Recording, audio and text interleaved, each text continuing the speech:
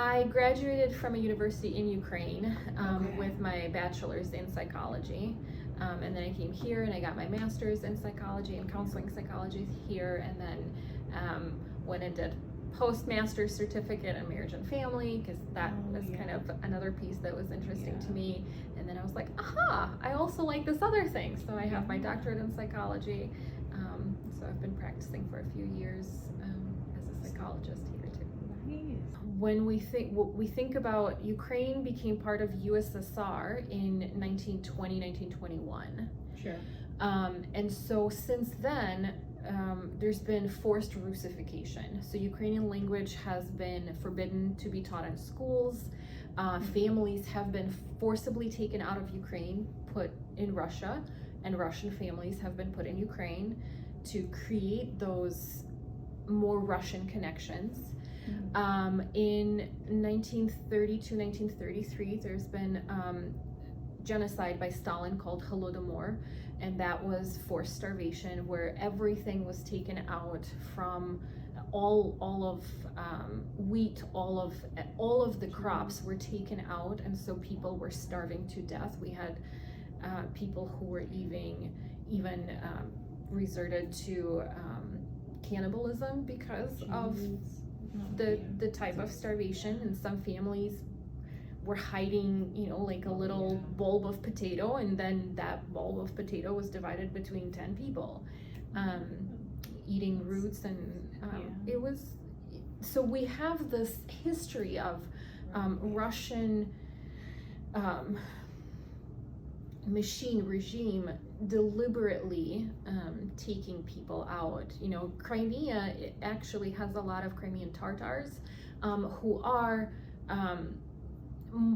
they're Muslim, and when, again, during Stalin regime, they were taken out and sent to Siberia, taking out in kind of the genocide of different groups of populations has been part of Russian regime for a very long time. And so Russia and Ukraine has never really been friends. This idea that we are brotherly nations is not necessarily true. It's, again, narrative that Russian propaganda has been trying to instill. So mostly if you're in... So the Russian media, there are ways that even people here can access Russian broadcasting. And I have a friend who had fled Kyiv. She, her husband, their 3 children lived in Kyiv, fled first to Poland, now they are in Slovakia, I believe. And her brother, who lives here, and they were originally, this is a interesting story, she and her brother are originally from Russia, moved to Ukraine in mid-90s with their parents. They're my age, so late 30s, early 40s. And he moved to US. His wife is from Donetsk, Donbass area, where the fighting is going on right now. He's Russian. And so he watches Russian media, and my friend said, I can't talk to my brother about why we fled. He is saying you should have stayed. Why? There's nothing bad happening.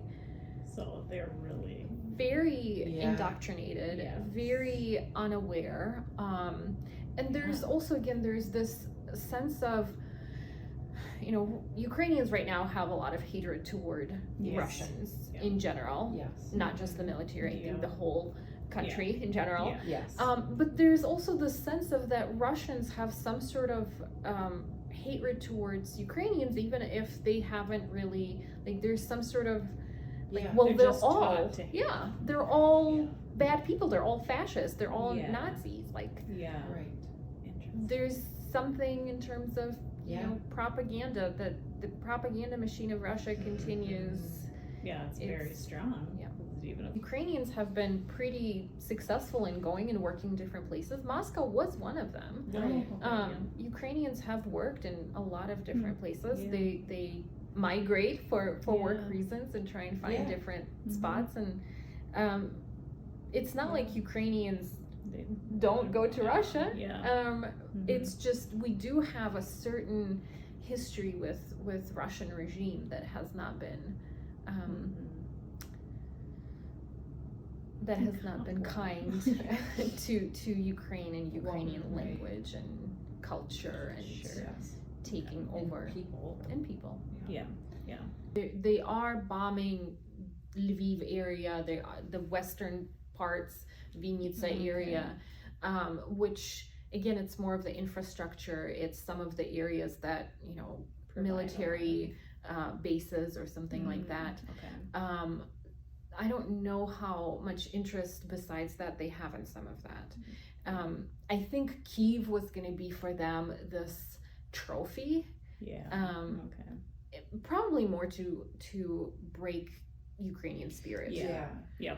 And they couldn't get it. Yeah. Which So that's awesome. makes us very Yes, happy. I know. Yeah. So Ukraine has been collecting ways to present to the Hague the war crimes that Russian military has committed. Yeah.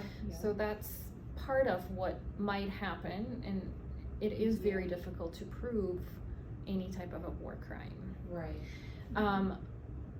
When you think about all of these different things that have happened in Ukraine, and whether you choose to, and I've said this from a mental health perspective, it's probably not in anybody's best interest to sit and take all of the information in that is out there. Right. But in order to feel like you can help in one way or another, there are several ways that you can do that. And in Minnesota, we do have small, but yet we do have a population of Ukrainians. And so if you think about resettlement, people go to where they already have family. Yes. And so we have had some families in the last few weeks that have come through and have been resettling here in Minnesota.